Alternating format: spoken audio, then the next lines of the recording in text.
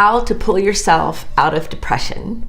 Hi, I'm Dianne here with some comments, some tips, and some of the things I have done to pull myself out of depression. When I was younger, I was really intense, and I was prone to depressive times, though nobody really called it that. When I look back, I saw how depressed I was. And I was withdrawn and pulled in, and I was misunderstood a lot, being gifted and sensitive and an empath, and none of those words were around then. I just didn't feel right. And now I'm thinking about this pandemic and the malaise and the doldrums and the depression and the stuff that comes with all of these things. And so I want to share with you some tips of how I pull myself out of depression and the way I guide my clients to get perspective and begin to be in the solution and honoring their journey, right? So one of the things I do is I have several Tibetan singing bowls. This is one of my favorites. And sometimes I just stop what I'm doing, take a few long, deep breaths and go,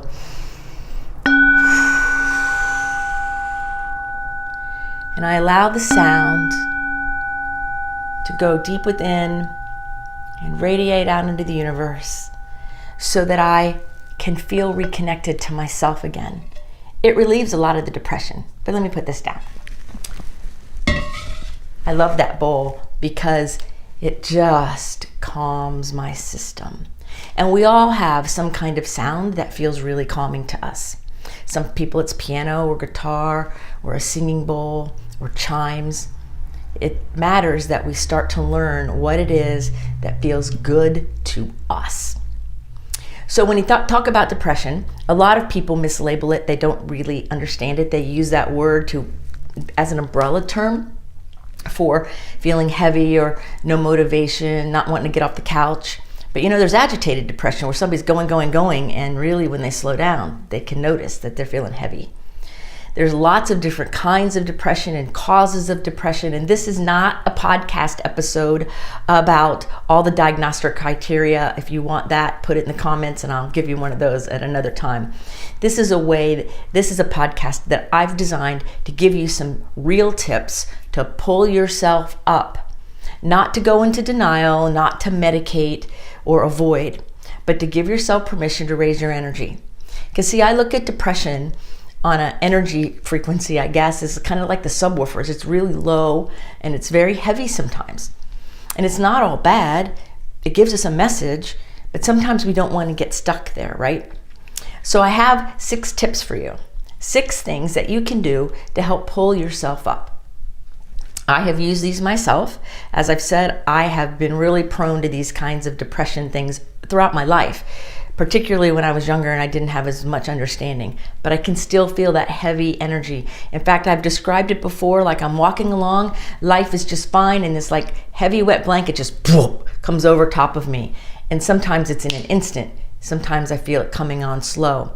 So I've learned how to use some of these strategies in a real effective way to keep my energy where I want it and keep myself moving in a way that serves me, that feels good to me, and that does not give the power to the heaviness, right?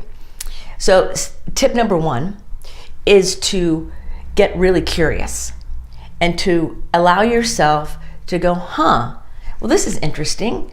I'm feeling this, or I'm feeling that, or I feel this in my gut feels funny, or man, my head is all feeling all wacky. What is it? Where is the feeling? What is happening? Get curious about it, because different forms of depression might show up differently. I have a client who, whenever he calls it malaise, he feels this malaise going over him, his stomach will start acting up and his sleep patterns will get disturbed. So then we do some work, the two of us. I help him as his mentor to release the stuckness of his own inner energy that's got his nervous system out of whack, so that he can sleep and rest again and feel safe, and so that his food can digest properly.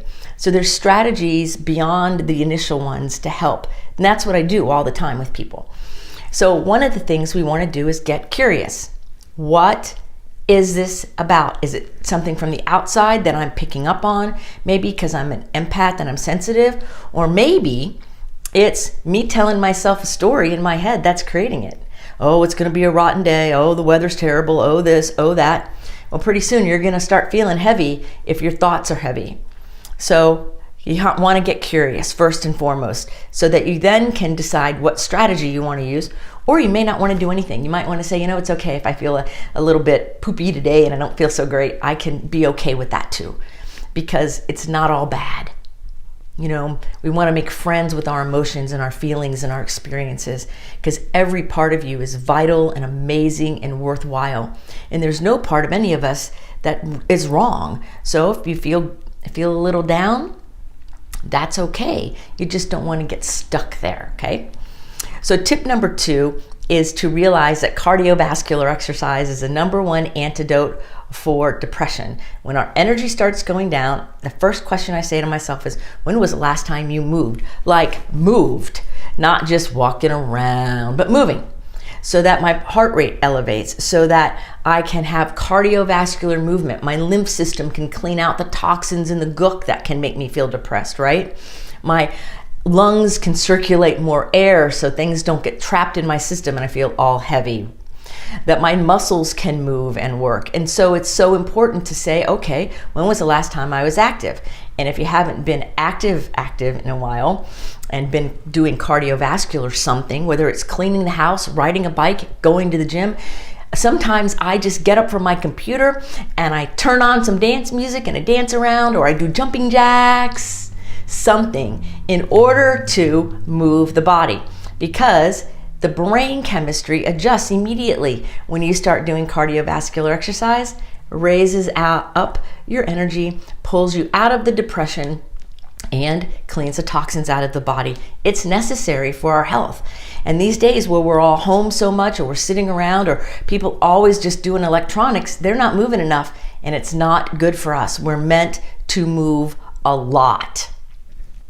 Number 3 is to be willing to let go of the part of you that is getting you stuck. Most of the time for the people I work with, it's their thinking. Is people tend to think, oh, it's a terrible day. It's going to be a rotten day. Oh, this pandemic. Oh, this bad thing. Oh, I don't know about this. And they get the fear and they get the naysaying kind of negative, gooky energy going in their head over and over. And they obsess on what could go wrong. They obsess on what the problems are. And that in turn creates a sense of depression in the body, because everything we think is, of course, reflected in our body. So if I start thinking really negative things all day and I feel all then my body's going to feel gooky by the end of the day. Think about this. When you were a child, you probably made up a day where you were, I'm sick, I can't go to school. And then everybody else went to school, and magically, by the time your friends and your siblings were getting out of school, you started wanting to feel better. That was your plan, but you didn't feel good. Well, because you spent all day faking being sick, you gave that message to your body, and therefore you ended up not feeling well. So our brains are very powerful. They create the experience. So we want to pay attention to the words we use, right? And how we do it. So the next step is all about paying attention to the words. Do not use words that trigger the situation. So you've heard me use words like gooky, goofy, icky, right? Those do not have the same word as, oh, I'm depressed. Oh, it's terrible. Because see, language has with it an energy component, especially in our cultures. So depression is a big one. I think, oh my God, I have depression. I need medicine. I need this. Now I'll never get out of this. And we start playing the tape. Most of the tape isn't even ours. It's a collective consciousness of the culture. So I use words that do not promote that kind of thinking and that kind of feeling. So I go, interesting, well, this feels kind of funny. Like, ooh, this feeling in my leg feels a little goofy. Ooh, and I move it around and I act a little goofy with it. And then I can start seeing what the message is.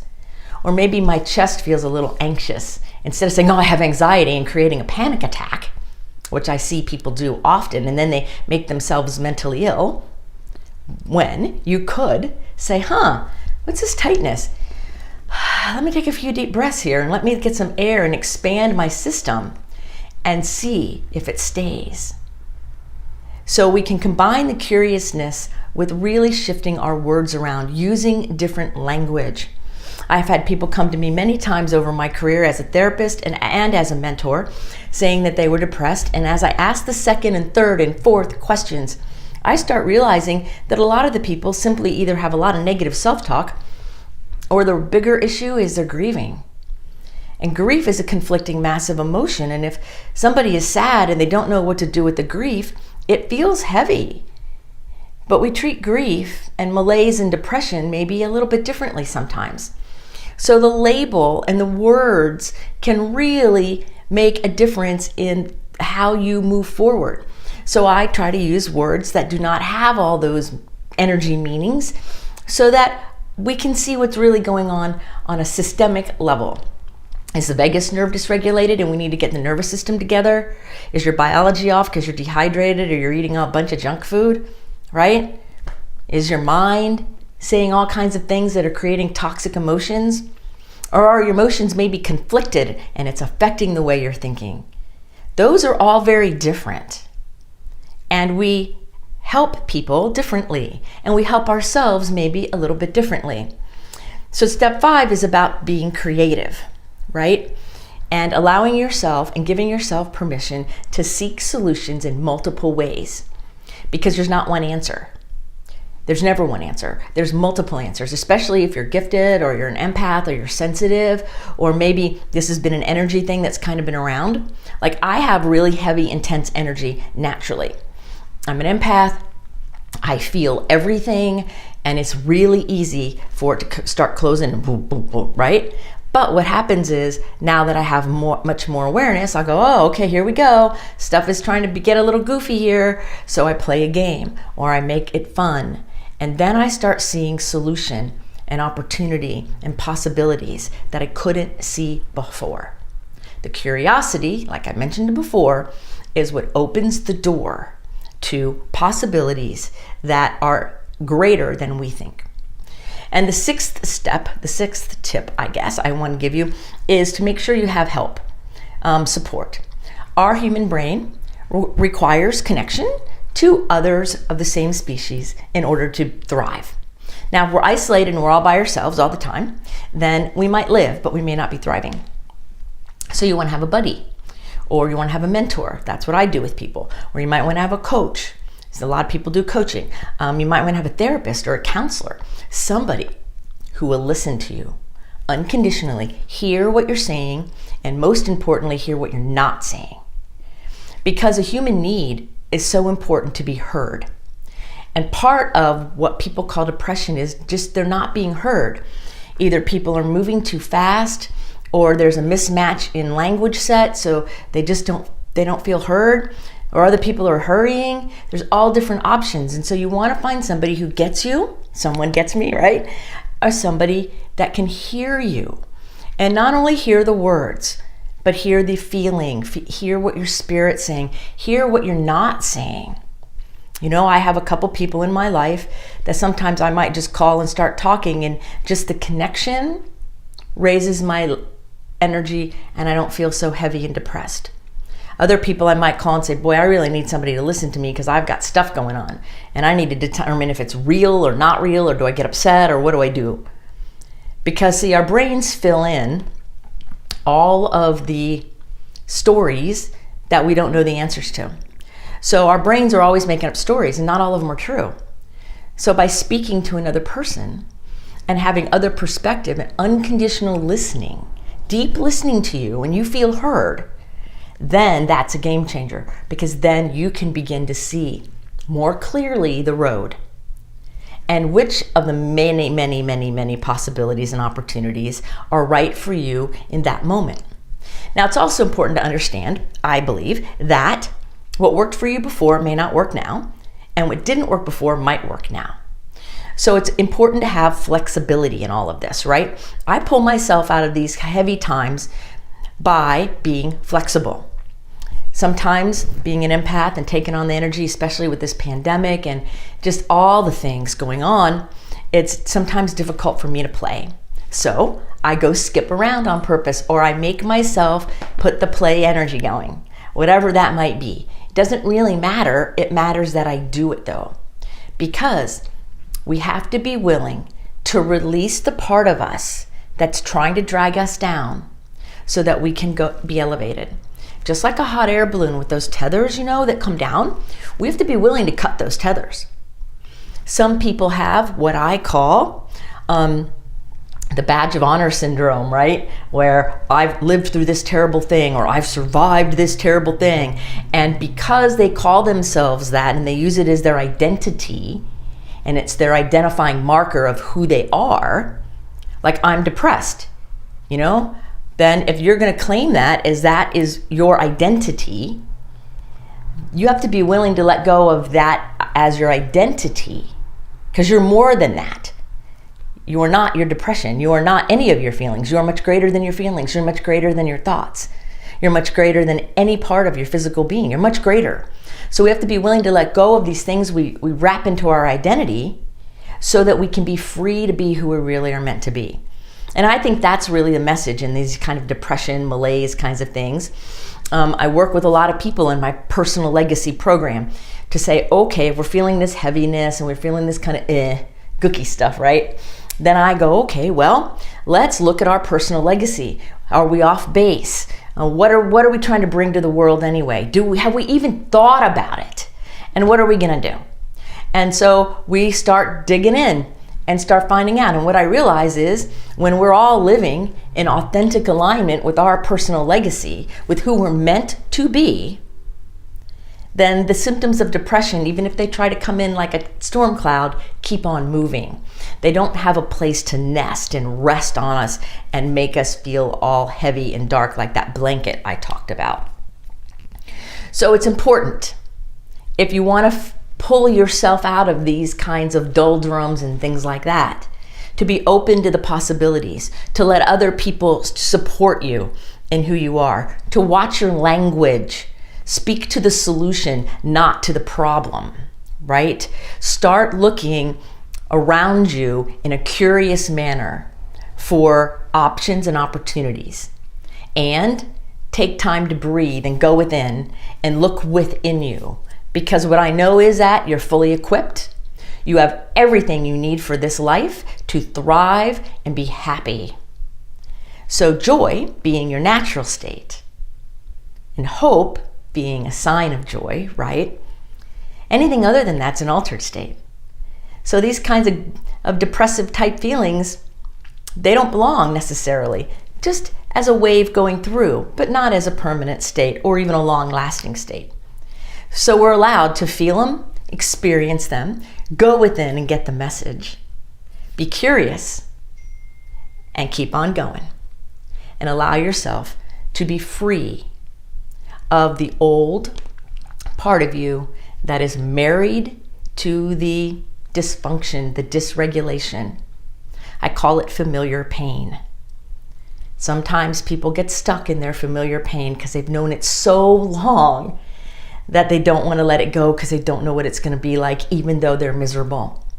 So if you know anybody that has any familiar pain and they're stuck in that loop, tell them to give me a call, share this with them, and maybe something I say will help them get out of that endless loop so they too can be free. So another thing I use, I showed you my bowl in the beginning, is my chimes. I love these chimes because you can hear how they resonate. So when I do that, I know that that sound goes deep within my cells and out into the universe at the same time. So I'm like in the culmination. I am standing here with my perfect light, knowing who I am in integrity, and anything other than that is refracted light. Give it a different name.